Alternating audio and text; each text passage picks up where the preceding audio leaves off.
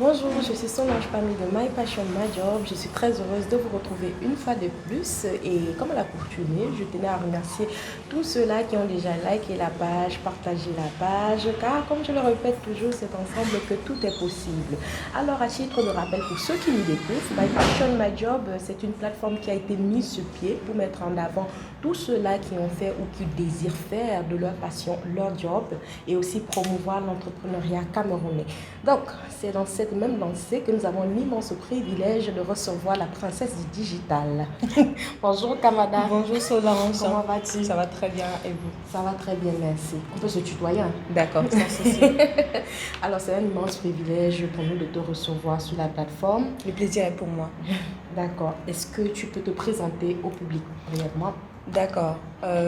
Merci déjà pour cette opportunité que tu me donnes de partager ma petite expérience avec les autres. Pour moi, c'est Kamada. Oui. C'est vrai que c'est pas mon vrai nom. Oui. Mon nom, c'est Daniel Kamtien.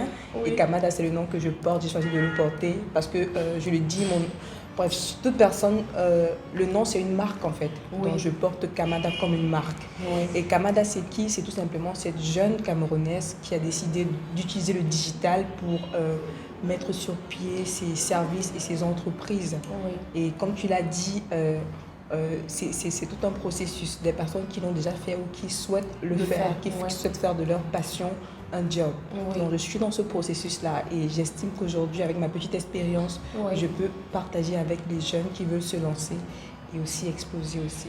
Justement, quand tu parles d'expérience, est-ce que tu peux nous résumer un peu ton parcours? Est-ce que c'est que tu as fait des études qui menaient directement au digital ou tu as fait une étude, une filière qui était complètement opposée à où tu es aujourd'hui? Ok, vraiment c'est une question à laquelle j'aime répondre. Oui. Je n'ai pas fait de formation à la base en marketing digital, pas du tout. J'ai une formation de comptable. J'ai une maîtrise en comptabilité et finance depuis 2014. Quand même. Oui. Donc là, j'étais partie pour être experte comptable. Ça, c'était le rêve de mon père. Oui. Et voilà, par le concours des circonstances et cette passion, on parle de passion, je me retrouve dans le digital et je suis plus épanouie dans ce domaine. Voilà, justement, tu as précisé, c'était le rêve de mon père. Voilà la difficulté à laquelle tous les passionnés font le plus souvent face. Dis-moi, comment est-ce que ça s'est passé avec ton père précisément, lorsque tu as décidé de t'orienter vers le digital? Ça n'a vraiment pas été facile. Et je vais apporter une précision ici. C'est pas mon père qui a choisi à la base. Oui. C'est quand j'ai commencé à m'intéresser au développement personnel, à me poser des questions existentielles, que j'ai découvert que mes réelles motivations à faire la comptabilité n'étaient pas fondées. Oui. Donc je suis rentrée dans le passé pour me rendre compte qu'en réalité, le fait d'avoir choisi comptabilité après la troisième, j'étais promue pour la seconde C. Le fait d'avoir choisi la comptabilité, c'était pour en fait fuir, là je le dis comme ça, fuir les coups de mon père ou bien ses répétitions sévères et tout. Je me disais il fallait que je fasse quelque chose de différent, quelque chose qu'il n'a pas fait, quelque chose de différent en fait. Donc il n'y avait pas un amour particulier pour la comptabilité.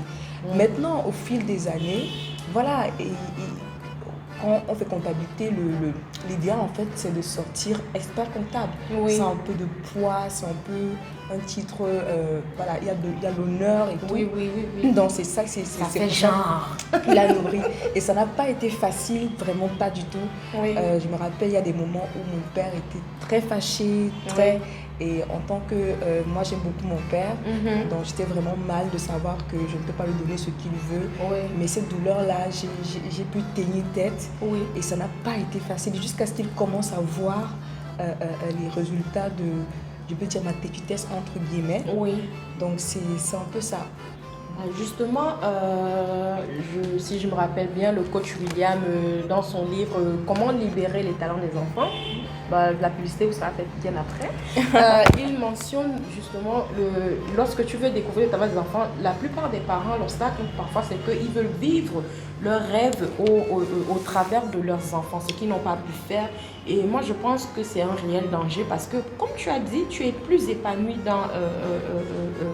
dans ta passion, Oui, dans le domaine dans lequel tu fais. exactement. Donc, je tenais à préciser ça. Alors, qu'est-ce qui te passionne autant dans le digital? Ok, qu'est-ce qui me passionne dans le digital, c'est cette capacité, je le dis, de pouvoir rester dans n'importe quel coin. Tu peux être dans ta cuisine, tu peux être en train de te doucher même, excusez l'expression, et gagner de l'argent, vendre tes produits et tes services. En fait, c'est cette capacité de pouvoir être dans un coin perdu de la planète et de toucher le monde et de vendre tes produits sans avoir à te déplacer. Donc c'est ça qui a créé un déclic en moi. Et tu as mentionné le coach William. Je précise que coach William, je le suis depuis 2016. Pourquoi pas 2015 même, parce que quand j'ai commencé, mon histoire est vraiment assez longue, mais il y a eu un moment donné, j'ai commencé à m'intéresser, à faire des recherches sur Internet et tout. Et c'est cette quête-là qui m'a fait tomber sur ces vidéos. J'ai commencé à suivre coach William et ses enseignements m'ont vraiment impacté, etc. Donc c'est dans ce processus que j'ai compris ce que c'est que les talents, etc. Et j'ai découvert que j'aimais vendre. Et j'ai également découvert que j'aimais les cadeaux. Et mon père est artisan. Ça fait que artisan bois, donc il faisait des porte-clés. C'est ça, là. Etc. Oui, des porte-clés, je ne sais pas si vous voyez bien. C'est ça, là. Donc je m'amusais à faire des porte-clés. C'est tout mignon. Et quand je rentrais à l'université, je faisais pour mes amis, juste comme ça. Donc j'aimais donner des cadeaux. Et quand j'ai découvert que c'est une passion qui m'animait, et ce coach-là m'a dit, je vais saluer ici Jules Stéphane, donc sans entrer dans les détails. Il m'a dit, voilà, tu peux vivre de tes talents. Est-ce que tu sais que tu peux monétiser, tu peux faire de ta passion pour les cadeaux un business? Et pour commencer, il fallait que je commence avec quelque chose. C'est pourquoi j'ai dit, mais tiens, qu'est-ce que j'ai en rapport avec les cadeaux? J'ai pensé au porte-clés. Mon père étant à Bafoussam, j'étais à Douala, j'ai dit, papa, fais-moi quelques photos de porte-clés, tu m'envoies. Imaginez, la qualité était vraiment pas bonne. Mais j'ai pris le risque de poster ces photos sur Facebook parce que je voyais comment les gens faisaient. Et j'ai eu une inspiration, une inspiration divine. Et je postais des messages qui allaient avec. Et je vois les gens étaient intéressés. Et c'est comme ça. Et j'aime l'amour, j'aime le dire. C'est pourquoi les formes cœur, en fait, c'est la base de mes porte-clés. Donc, que l'amour est la source de toutes choses. Exactement, c'est la source. Moi, je dis c'est le remède, en fait, que le monde a besoin. Le monde va dans tous les sens. Le monde a besoin d'amour. Donc, c'est pourquoi je suis fière de porter ce slogan, de porter ça dans mes projets. Donc, vous avez compris, en plus d'être la princesse du digital, elle est la princesse des cœurs. Donc, c'est vraiment ça, c'est vraiment cette capacité de vendre des produits et des services qui nous passionnent aussi. Qui nous passionnent parce que je me dis, ce qui fait la différence entre un produit et un service, ce qui va faire la différence entre toi et les autres, c'est ce qui est à l'intérieur en fait.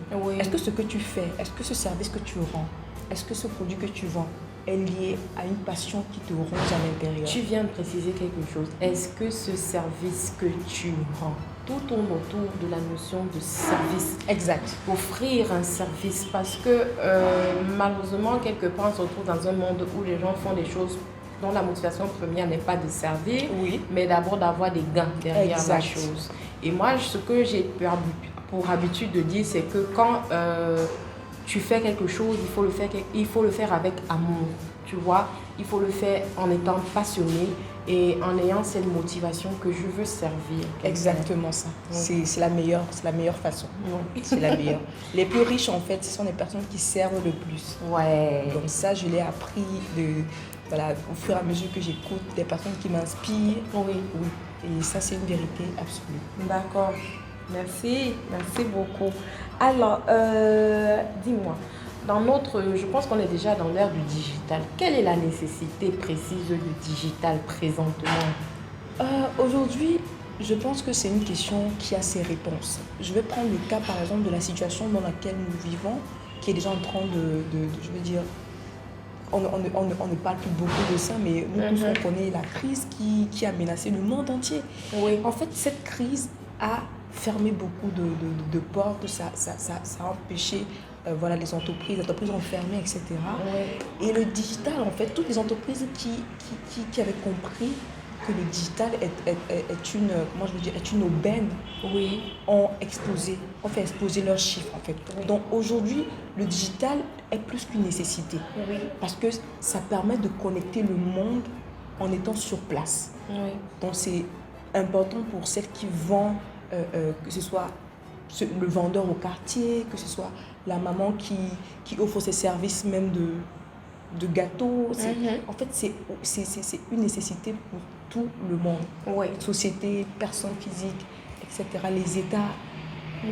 les écoles même. Il y a des écoles qui ont sursauté. Il y a des écoles qui avaient anticipé.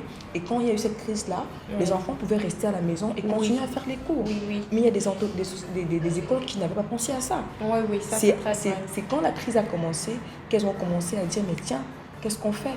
Elles ont voulu maintenant voilà, mettre sur pied des stratégies pour utiliser les facilités qu'offre le digital, le numérique. Donc c'est plus qu'une nécessité. D'où la nécessité de se digitaliser vivant. Digitalisons-nous vivants. Exactement. Comme on dit chez nous. Justement, tu as parlé des entreprises qui ont vu leur chiffre d'affaires exploser. Comment est-ce qu'on mesure justement le retour sur investissement du digitalisé, si je peux dire ça comme ça? Comment est-ce qu'on mesure? En fait, la question, c'est vrai qu'on a parlé de KPI, il y a vraiment beaucoup de termes, des pratiques là pour pouvoir le faire. Qu'on va comprendre tout ça. Oui, mais pour ma part, pour mesurer le retour sur investissement, c'est clair, c'est de voir par exemple quels sont les inputs, quelles sont les dépenses qu'on a eu à faire et tout, n'est-ce pas? Et le retour, par exemple, en termes de chiffre d'affaires, le retour peut-être peut être aussi par rapport à la visibilité. Tout dépend aussi des objectifs que l'entreprise veut atteindre. Peut-être l'objectif, c'était peut-être avoir plus de visibilité. Peut-être l'objectif, c'était peut-être avoir plus un chiffre d'affaires plus élevé.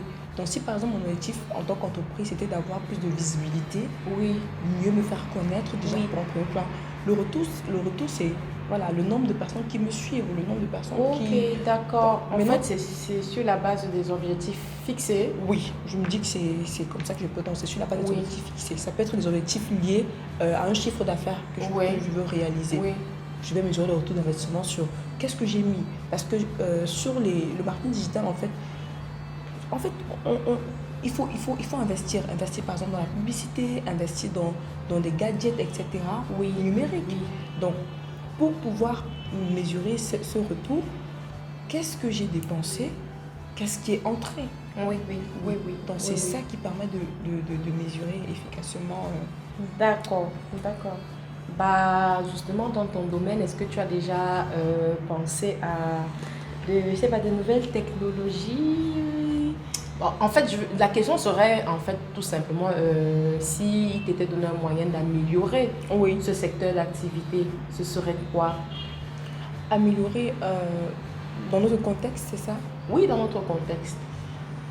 En fait, dans mon parcours jusqu'ici, je ne sais pas si je réponds à la question, mais je pense que ce qui bloque le plus, c'est ce souci de connexion Internet. C'est vrai que c'est pas une excuse, mais la vérité, c'est que parfois c'est compliqué. C'est très vraiment compliqué d'avancer quand on a une connexion Internet qui bug, qui parfois tu as envie de t'arracher. J'insiste parce que vraiment ça me fait souvent souffrir. Franchement, je pense que ça c'est un point qui, si ce point est revu, si on a une connexion de meilleure qualité, voilà, les choses vont aller un peu plus vite. Maintenant, anticiper sur les... Non, je ne sais pas s'il y a d'autres questions. En fait, sur le long terme, est-ce que tu vas nous mettre une application sur P? Tu as déjà pensé à quelque chose comme ça? Bon, c'est vrai que mes perspectives ne sont pas dans ce sens. Bon, là, je le dis comme ça. Moi, je me vois plus... Parce que j'ai dit, j'aime vendre. J'ai ces projets-là qui bouillonnent en moi. C'est de pouvoir faire parce que sur le net, en fait, c'est step by step.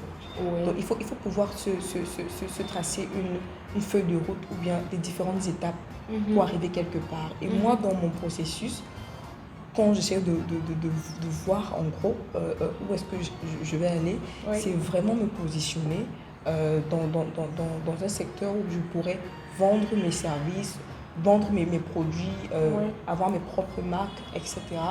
Donc sûrement ça va nécessiter des applications, ça va nécessiter d'avoir des boutiques en ligne, etc. Et qui dit boutique en ligne et tout, il faut bien des applications, il faut bien des logiciels, etc. Donc anticiper, je dirais que je suis en train de suivre les pas des personnes qui m'ont précédé et j'invite aussi les personnes qui veulent se lancer. Pour pouvoir faciliter votre processus, il faut identifier les personnes qui sont où vous souhaitez arriver. Ça va vous permettre d'être plus guidé, d'éviter de vous embrouiller. En fait, d'observer à ceux qui ont excellé dans le domaine dans lequel vous êtes. Exactement. Ça, c'est un secret, c'est un raccourci, en fait. Pour pouvoir aller sans trop tomber. Parce que chacune de nous, en tant que personne, est amenée à faire ses expériences. Mais j'estime qu'il y a des personnes qui sont à 1+1. On est à 1, il y a des personnes qui sont à 1+1. Ça veut dire quoi? Le secret ici, c'est de suivre ces personnes qui sont à 1+1 parce qu'ils sont déjà où on veut arriver. Donc ça, c'est ce que je peux dire dans cette question. Merci beaucoup. Alors, un mot pour tous ces jeunes qui ne se sont pas encore lancés dans le digital, ce serait quoi? Déjà, c'est d'identifier leur passion, identifier leur talent, ce qu'ils font facilement, les attitudes qu'ils ont. Aussi de se former. Donc de se former, c'est important parce que moi, par exemple, j'ai eu à me former de façon autodidacte, mais j'ai payé des formations également. Donc, et il faut avoir cette aptitude, cette capacité à chercher. À chercher. Être curieux. Être curieux. Je me rappelle, je payais, on n'avait pas encore la facilité avec les téléphones. Je payais, chaque jour j'allais au cyber pour faire des recherches. Chaque jour, je payais 300, 500 pour aller faire des recherches, Voilà, je pense dans les détails, mais c'est tout ça qui a contribué à ouvrir mon esprit et aux opportunités, aux belles rencontres, etc. Donc, un conseil, ou peut-être plusieurs, identifiez ce qui vous passionne. 2, acceptez de vous faire former. Et 3, il faut passer à l'action et sachez que on n'a pas les excuses, en fait, ça ne sert à rien. Le gouvernement est monté, telle chose est montée. Avec le digital, on peut décider de faire du Cameroun un quartier, de l'Afrique une ville autant pour moi et du monde un pays. Avec le digital, vous pouvez décider vous pouvez, à partir du point où vous êtes, décider d'être payé à la monnaie de votre choix. Donc c'est ce que le digital offre aujourd'hui. Donc il faut avoir ces modèles. Quels sont vos modèles? Qu'est-ce qui vous passionne? Acceptez de vous faire former. Acceptez le processus. Accepter le processus. Exactement. Merci pour cette précision. Alors, nous sommes parvenus au terme de notre entretien. Alors, un mot pour la plateforme. Je remercie encore la plateforme My Passion, My Job. C'est vraiment une très belle initiative. Merci. Et je pense que le fait de valoriser ce genre d'initiative va permettre aux jeunes, va permettre à l'Afrique d'exploser encore. Donc, je remercie encore cette plateforme et je souhaite qu'elle puisse prospérer de façon excellente. Merci beaucoup. Alors, nous tenons à préciser que Kamada donne des formations. Donc, le lien de la page vous sera communiqué lors de la publication de l'interview. Donc, s'il vous plaît, vous partez sur la page. Comme je le dis toujours, vous appuyez sur le bouton like. Après, vous appuyez sur le bouton partager. Voilà, c'est simple, hein? Ce n'est pas payant. Parce que c'est ensemble que tout est possible. Exactement. Tout simplement. Exactement. Donc, merci vraiment pour ce très bel entretien. Merci à toi. J'ai beaucoup appris. Moi également. Bon, je profite de l'occasion pour vous présenter les livres du coach William. Alors, comment pensent les hommes en amour? Il est disponible, donc Douala, Yaoundé, peu importe où vous vous trouvez dans le Cameroun, on peut vous faire une expédition. Vous avez Je m'organise pour réussir ma vie. Voilà. Et aussi, Comment libérer le talent de ses enfants. Donc, vous avez ces 3 livres-là. Donc, n'hésitez pas parce que ça va beaucoup vous aider, ça va vous former, ça va vous éclairer sur certains points. Donc, n'hésitez pas La connaissance, c'est le pouvoir. Exactement. Et si je peux ajouter quelque chose, Oui. moi, je me suis procuré les 3 livres, en fait. Oui. Je me suis procuré les 3 et je les dévore. Et ceci, en fait, si vous ne connaissez pas vous organiser, parce que vous pouvez avoir des compétences, des talents, mais si vous ne savez pas comment vous organiser, c'est compliqué. Donc, prenez ce livre, il va vous aider. Il va vous aider. Voilà. Donc, je le consomme actuellement. Ça ne va pas de ma bouche. Je l'ai consommé, ceci, et je vais encore le consommer parce que c'est pour les enfants, mais c'est pour nous également. Parce qu'en tant qu'adulte, il n'est jamais trop tard. Donc, Voilà. on peut se retrouver, on peut encore voilà, repartir sur de bonnes bases et aider nos petits frères, aider nos futurs enfants Oui. avec ce contenu. Et ici, mesdames, ça, je parle aux dames. Je suis une dame. Prenez ce livre, s'il vous Comment plaît. forcer les hommes en Prenez ce amour. livre. Ça va vous aider, ça va nous aider. Ok, merci beaucoup. C'était Solange Pamy et Kamada. Bon, My Passion, My Job. À très bientôt. Bye bye.